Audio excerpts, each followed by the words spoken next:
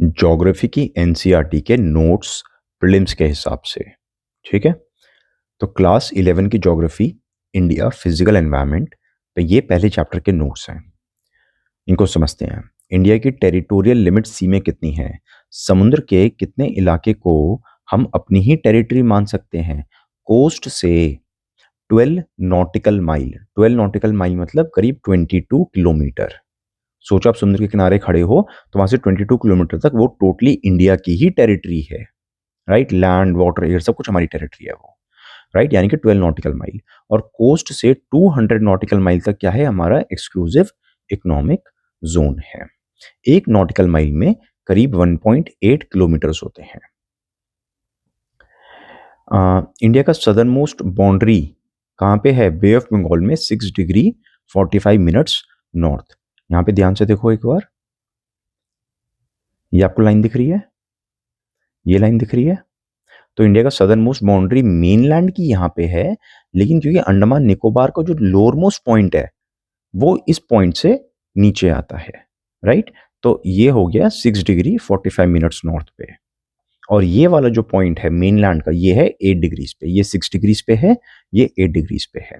तो इंडिया का southern most point 6 degrees पे है, मेनलैंड का सदर्न मोस्ट पॉइंट 8 डिग्रीज पे है। ये 6 डिग्री पे, ये 8 डिग्री पे है, ठीक है। अब ये आपको पता होना चाहिए, आपके एनसीईआरटी में साफ साफ दिया हुआ है कि इंडिया का नॉर्थ साउथ चले जाओ या ईस्ट वेस्ट चले जाओ, दोनों तरफ रफली 30 डिग्रीज की डिस्टेंस है डिग्रीज में, राइट, और किलोमीटर में पता होना चाहिए। अब एनसीईआरटी में ये भी दिया हुआ है कि जब 30 डिग्री ही डिस्टेंस है दोनों डायरेक्शन में, तो किलोमीटर में इतना डिफरेंस क्यों आ रहा है? उसका भी कुछ रीजन है, राइट। उसके रीजन से पहले एक बार ये चीज लर्न कर लो, ठीक है। ये जो डायमेंशंस हैं हमारी, जो कोऑर्डिनेट्स हैं, राइट, जैसे मान लो कि एक सेकेंड, जैसे मान लो ये इंडिया का मैप है रफली, याद कैसे रखोगे? 30-30 का हमें डिफरेंस करना है और 8 से शुरू करना है, ठीक है। 8 से यहाँ से शुरू करे, 8 में 30 ऐड करो 38, तो ये है 8, ये है 38 अप्रोक्सीमेटली, ये है 68, 38 में 30 ऐड करोगे 68 हो गया, और 68 में 30 ऐड करोगे तो 98 हो गया। आ गए ना सारे नंबर? तो याद करना ज़्यादा मुश्किल नहीं है, ठीक है। बस आपने 8 से शुरू करना है, 8, 38, 68, 98, ठीक है। अब ये जो रीजन है ये कंसेप्चुअल क्वेश्चन की तरह यूपीएससी पूछ सकता है, तो इसको पहले समझ लेते हैं कि ये लैटिट्यूड और लॉन्गिट्यूड क्या होते हैं। लैटिट्यूडनल एक्सटेंट का मतलब नॉर्थ साउथ क्यों होता है, ईस्ट वेस्ट क्यों नहीं होता। लैटिट्यूड को याद कैसे रखोगे? लेटी हुई लाइन, लेटी हुई लाइन है, ये खड़ी हुई लाइन है, ये लॉन्ग लाइन्स हैं, ये सारी लॉन्ग लाइन सेम लेंथ की हैं। आपको दिख रहा है ये लॉन्गिट्यूड्स हैं, ये सारी लाइन सेम लेंथ की हैं, लेकिन जो लैटिट्यूड हैं वो छोटे हो रहे हैं जैसे हम पोल्स की तरफ जाते हैं, ठीक है। तो जब हम बोलते हैं लैटिट्यूडनल एक्सटेंट, यानी कि ये एक लैटिट्यूड है 0 डिग्री, फिर 20 डिग्री, 40 डिग्री, तो ये अलग अलग लैटिट्यूड्स बदल रहे हैं। तो जब हम कहते हैं लैटिट्यूडनल एक्सटेंट किसी चीज का मांग रहे हैं, तो हम नॉर्थ साउथ डायरेक्शन की बात कर रहे हैं। लैटिट्यूडनल मतलब लेटी हुई लाइन, लेकिन लेटी हुई लाइन का मतलब ईस्ट वेस्ट नहीं है। लेटी हुई लाइन ईस्ट वेस्ट में जा रही है, लेकिन लैटिट्यूडनल एक्सटेंट का मतलब हुआ कि हम नॉर्थ साउथ डायरेक्शन नाप रहे हैं, ठीक है ना, क्योंकि चेंज तो तभी आएगा ना। इसी तरह से जब हम कहते हैं लॉन्गिट्यूड, तो लॉन्गिट्यूड की लाइन जा रही है नॉर्थ से साउथ में, लेकिन जब लॉन्गिट्यूडनल एक्सटेंट बोलते हैं, लॉन्गिट्यूडनल एक्सटेंट बोलते हैं, तो हम नॉर्थ साउथ की बात नहीं कर रहे, हम बात कर रहे हैं ईस्ट वेस्ट की। क्योंकि ये जो लाइन, ये एक लाइन, दूसरी लाइन, तीसरी लाइन, तो लाइन अगर चेंज हो रही है यानी कि हम ईस्ट वेस्ट डायरेक्शन की बात कर रहे हैं, ठीक है। ओके, अब इस चीज को ध्यान से देखो थोड़ा सा। यहां पे जो है, मान लो आप यहां पे खड़े हो इक्वेटर पे, 30 डिग्री ईस्ट की लाइन पे हो, ये 40, 50, 60 डिग्री। आप यहां से यहां तक भागे तो काफी ज्यादा भागना पड़ा आपको, लेकिन आपका दोस्त ये 30 डिग्री वाली लाइन पे पोल के बहुत पास में है, वो 60 डिग्री की लाइन तक गया, तो उसको तो बहुत कम भागना पड़ा। आप दोनों ही 30 डिग्री से 60 डिग्री गए हो, है ना, लेकिन आपको बहुत भागना पड़ा, उसको कम भागना पड़ा। तो इसका रीजन क्या हुआ कि जैसे जैसे हम पोल्स के पास जाते हैं, वैसे वैसे ये लॉन्गिट्यूडनल लाइंस के बीच का डिस्टेंस कम होता जाता है। यहाँ पे बहुत ज़्यादा डिस्टेंस है, यहाँ पे बहुत कम डिस्टेंस है। लैटिट्यूड्स में ऐसा नहीं होता, जितना डिस्टेंस यहाँ पे दिखाई दे रहा है उतना ही डिस्टेंस यहाँ पे है। ठीक है, अब इंडिया कहाँ पे है? मान लो एक सेकंड के लिए, मैं थोड़ा एग्जैजरेट कर रहा हूँ, मान लो ये इंडिया का मैप है। ठीक है, हमने कहा कि लेंथ वाइज भी 30 डिग्री, मतलब यहाँ पे नॉर्थ साउथ भी 30 डिग्री है और यहाँ पे भी 30 डिग्री है। लेकिन क्योंकि ये जो 30 डिग्री है, राइट, ये काफी इक्वेटर से रिलेटिवली काफी ऊपर है, तो इसलिए ये डिस्टेंस काफी कम हो गया ना। जैसे हमने कहा हम 30 डिग्री की बात कर रहे हैं, लेकिन ये जितना ऊपर जाओगे पोल्स के पास उतना डिस्टेंस कम हो जाएगा। तो क्योंकि इंडिया इक्वेटर पे नहीं है, इक्वेटर से ऊपर है, तो इसलिए ये डिस्टेंस अपने आप कम हो गया। तो कहने के लिए तो अगर डिग्री में नापोगे तो इंडिया ऐसे भी 30 डिग्री है, ऐसे भी 30 डिग्री है, अगर डिग्री में नापो तो। लेकिन जब किलोमीटर में नापोगे तो फिर ये किलोमीटर कम हो गया, क्योंकि इक्वेटर पे नहीं है वाला किलोमीटर है ना, ये किलोमीटर कम हो गया और ये किलोमीटर ज्यादा हो गया, राइट। तो नॉर्थ साउथ डायरेक्शन में ज्यादा लंबा है किलोमीटर में India compare to east west direction में। ठीक है, तो ध्यान रखना लैटिट्यूडनल मतलब लेटी हुई लाइन है, यानी कि ऐसे लाइन जा रही हैं, इनको नाप रहे हैं हम, तो यानी कि हम नॉर्थ साउथ की बात कर रहे हैं। ठीक है, ओके। अगली चीज, ये सारे नोट्स एनसीईआरटी से हैं, ठीक है, कुछ भी हम फालतू नहीं पढ़ रहे हैं इसके अंदर, उसी में से मैंने सारे नोट्स बनाए प्रीलिम्स को ध्यान में रखते हुए, तो everything is important. Time difference कितना है? देखो जी, वर्ल्ड में जितने भी टाइम जोन्स है ना, इस तरह से देखो कितने टाइम जोन्स हैं, लगभग ये हमेशा जो है मतलब लगभग क्या, ये होते ही 15 डिग्रीज के हैं। ठीक है ना, ये 15 डिग्री, ये 15 डिग्री, आपको दिख रहा है इंडिया का एक्सटेंट कितना है? दो आ रहे हैं इसमें, दो बैंड्स आ रहे हैं, एक बैंड 15 डिग्री का है। तो इंडिया की टोटल ये जो हॉरिजॉन्टल वाला हो गया ईस्ट वेस्ट डायरेक्शन, कितना हो गया? 30 डिग्री। जो 15 डिग्री होता है वो 1 घंटे के बराबर होता है, तो 30 डिग्री कितना हुआ? 2 घंटे के। तो ईस्ट वेस्ट डायरेक्शन में कितना टाइम डिफरेंस आ जाना चाहिए? 2 घंटे का टाइम डिफरेंस आ जाना चाहिए। कितने घंटे का? 2 घंटे का आ जाना चाहिए। लेकिन 2 घंटे डिफरेंस आता नहीं है, चाहे वो डिब्रूगढ़ की घड़ी हो या जैसलमेर की हो। डिब्रूगढ़ असम में, जैसलमेर राजस्थान में, 2 घंटे का डिफरेंस होना चाहिए आइडियली तो। लेकिन डिफरेंस कुछ भी नहीं है, घड़ी बिल्कुल सेम टाइम दिखाती है। क्यों? क्योंकि पूरा इंडिया एक ही स्टैंडर्ड टाइम फॉलो करता है, इंडियन स्टैंडर्ड टाइम, इस वजह से। ठीक है, तो इंडियन स्टैंडर्ड टाइम कहां से गुजरता है? 82 डिग्री 30 मिनट्स ईस्ट। एक कन्वेंशन है कि देखो ये जैसे जीएमटी है ना, तो जीएमटी से जब राइट में जाओ लेफ्ट में जाओ, तो ये तो हमने 15 डिग्री के बना रखे हैं। जब कोई कंट्री अपना कुछ स्टैंडर्ड टाइम अडॉप्ट करती है तो वो 15 डिग्री का भी आधा, यानी कि 7.5 डिग्रीज पे अपना आईएसटी पसंद करती है, राइट। तो इंडिया ने कितने पे किया? 82 डिग्री 30 मिनट।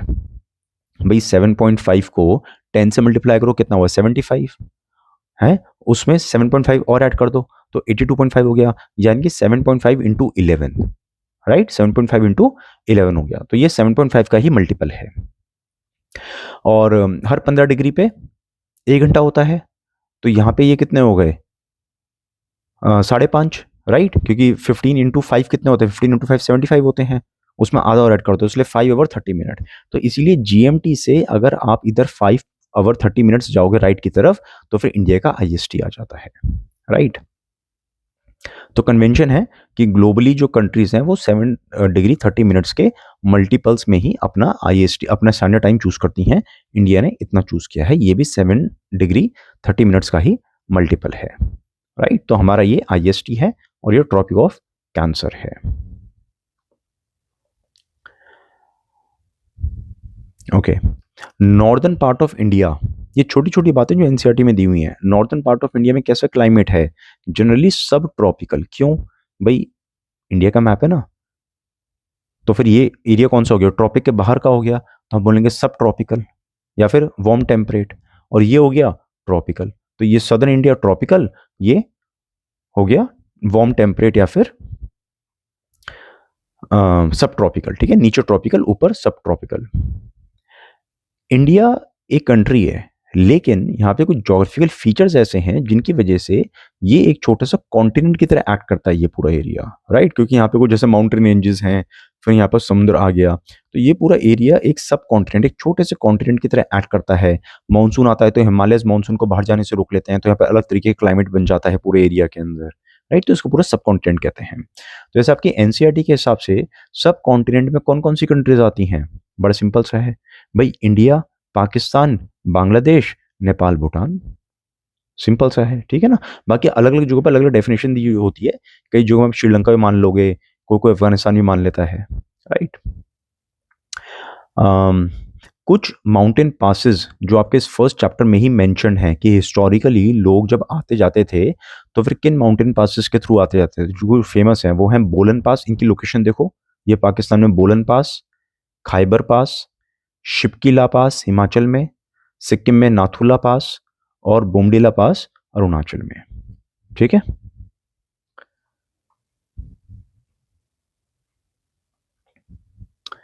कहाँ तक हो गए क्वेश्चन? यहाँ तक हो गए, ठीक है। इंडिया का टोटल एरिया कितना है ये आपको लर्न करना है, 3.28 मिलियन स्क्वायर किलोमीटर। कहीं पे भी अगर मिलियन शब्द लिखा होता है तो उसको लाख में कन्वर्ट करने के लिए 10 से मल्टीप्लाई कर दो। तो इंडिया का एरिया कितना हुआ? 32.8 लाख किलोमीटर स्क्वायर। 32.8 यानी कि अप्रोक्सीमेट 33 लाख किलोमीटर। ये याद करना आसान है, 33 लाख स्क्वायर किलोमीटर इंडिया का एरिया है, जो कि वर्ल्ड एरिया का करीब 2.4% है, राइट। पूरे वर्ल्ड एरिया का लगभग 2.4% है ये। जब हम बात कर रहे हैं 2.4% या फिर ये वाला एरिया, तो हम सिर्फ लैंड की बात कर रहे हैं, लैंड और जो इनलैंड रिवर्स होती हैं। हम ये जो टेरिटोरियल सी वाली चीज़ें होती हैं, जो समुद्र वाले में भी कुछ चीज़ें होती हैं, और हम उनकी बात नहीं कर रहे, उनको इंक्लूड नहीं कर रहे हैं इसमें। इंडिया की कौन सी रैंक आती है? इंडिया की रैंक 7th आती है।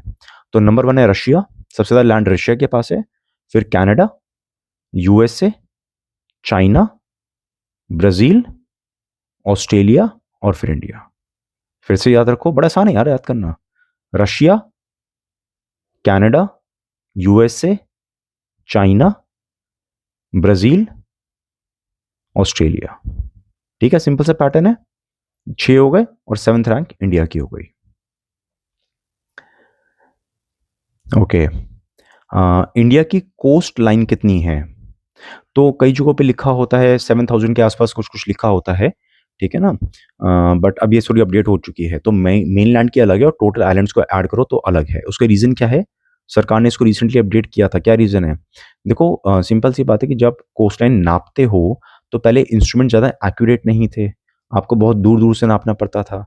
तो पहले हम कैसे करते थे कि मान लो एक बंदा यहाँ पे खड़ा हुआ है, दूसरा यहाँ पे खड़ा है, तीसरा यहाँ पे खड़ा है, तो हमने नापा भाई कि ये डिस्टेंस कितना है, तो हमने कोस्ट लाइन मान ली। फिर ये डिस्टेंस मान लिया, ये कोस्ट लाइन है। लेकिन एक्चुअल कोस्ट लाइन तो ऐसे ऐसे है, जिगजैग है, जिगजैग।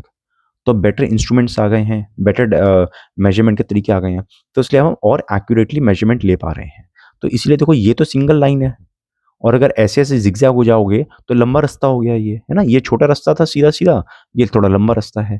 तो क्योंकि हमारे इंस्ट्रूमेंट से बेटर हो गए हैं, नापने के तरीके बेटर हो गए हैं, इसलिए हमारी कोस्ट लाइन की लेंथ भी हमने बढ़ा दी है। हमने जो लेटेस्ट मेजरमेंट ली है उसके हिसाब से अगर हम आइलैंड्स की भी कोस्ट लाइन इंक्लूड करते हैं तो इंडिया की टोटल कोस्ट लाइन आती है 11,098.81 किलोमीटर, और अगर सिर्फ मेनलैंड की कोस्ट लाइन देखेंगे तो आती है 7870 किलोमीटर, राइट। एशिया में इंडिया की लोकेशन कहाँ पे है? साउथ सेंट्रल पार्ट में, दिख ही रहा है आपको, एशिया है, एशिया में सदर्न में, सेंटर में। हमारे आइलैंड नेबर्स कौन से हैं? श्रीलंका और मालदीव्स, बड़ी ऑब्वियस सी बात है ये तो। और सबसे बड़ी लैंड बाउंड्री हमारी किसके साथ है? बांग्लादेश के साथ में, राइट। तो सबसे बड़ा लैंड बॉर्डर हमारा बांग्लादेश के साथ में है। सेकंड नंबर पे आता है चाइना, और उसके बाद थर्ड पे आता है Pakistan. Okay, gulf of Mannar and Palk straight, they separate us from Sri Lanka. तो ये हो गया पाल्क स्ट्रेट और ये हो गया गल्फ ऑफ मन्नार, ठीक है। तो स्ट्रेट क्या होता है? स्ट्रेट एक ऐसी वाटर बॉडी होती है जो दो वाटर बॉडीज को आपस में जोड़ती है। ये एक वाटर बॉडी है, ये दूसरी है, इनको जोड़ रही है, वो होगी स्ट्रेट, ये होगी पाल्क स्ट्रेट, ठीक है। और गल्फ क्या होता है? सिंपली एक बड़ी सी वाटर बॉडी जो काफी हद तक लैंड से घिरी हुई है, तो एक गल्फ हो गया, जैसे गल्फ ऑफ मेक्सिको, राइट।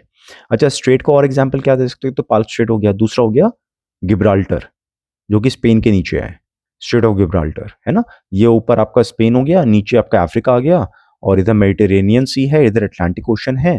तो स्ट्रेट ऑफ गिब्राल्टर मेडिटेरेनियन सी और अटलांटिक ओशन को जोड़ता है। और स्ट्रेट का उल्टा क्या होता है? स्ट्रेट का उल्टा होता है इस्तमस। इस्तमस मतलब, देखो स्ट्रेट ने क्या किया, एक ऐसी वाटर बॉडी है स्ट्रेट जो दो वाटर बॉडी को जोड़ती है। उसी तरह इस्थमस क्या होता है? इस्थमस एक लैंड का स्ट्रिप है जो दो लैंड को जोड़ता है, जैसे कि एडम्स ब्रिज है ना। अब ये दुनिया का अकेला इलाका तो है नहीं ऐसा जो कि दो लैंड को जोड़ रहा हो, और भी ऐसे बहुत सारे हैं। उनमें से सबसे फेमस कौन सा है ग्लोबली? ग्लोबली सबसे फेमस कौन सा है? इंडिया में तो एडम्स ब्रिज है, राम सेतु। ग्लोबली है पैनामा कैनल, क्योंकि देखो नॉर्थ अमेरिका बहुत बड़ा है, उसके नीचे साउथ अमेरिका है, राइट, और उन दोनों को जोड़ता है पैनामा, इस्थमस ऑफ पैनामा। उसी को पार करने के लिए, क्योंकि पहले जब यहाँ पे कैनल नहीं बनी थी तो यहाँ पे समुद्र पे पूरा साउथ अमेरिका का चक्कर काट के यहाँ पे इनको अमेरिका वालों को इस तरह से घूम के जाना पड़ता था शिप्स को, लेकिन फिर उन्होंने यहाँ पे कैनल बना दी तो इसलिए वो यहीं से शिप्स चले जाते हैं, ठीक है ना। तो पैनामा कैनल क्या है? पैनामा कैनल जो है वो पैनामा इस्थमस के ऊपर बनाई गई एक कैनल है। तो इस्थमस के दो एग्जाम्पल आ गए हमारे पास, एक तो राम सेतु यानी कि एडम्स ब्रिज, और दूसरा एग्जाम्पल आ गया पैनामा का। और स्ट्रेट के दो एग्जाम्पल हो गए, पाल्क स्ट्रेट और गिब्राल्टर स्ट्रेट। तो पहले चैप्टर में इतना ही था, ये पहले चैप्टर के नोट्स थे, और कल दूसरे चैप्टर के नोट्स आएंगे, राइट। एंड ये सारी चीजें सिर्फ एनसीईआरटी बेस्ड हैं, तो हर रोज जो है 15 मिनट से आधे घंटे की क्लास आएगी। तो इस हिसाब से हम फटाफट जो है काफी सारी एनसीईआरटीज एंड जो बेसिक बुक्स हैं, राइट, प्रीलिम्स के हिसाब से हम इस तरह से फटाफट टेबल बना बना के उनके सारे नोट्स वगैरह लर्न कर लेंगे।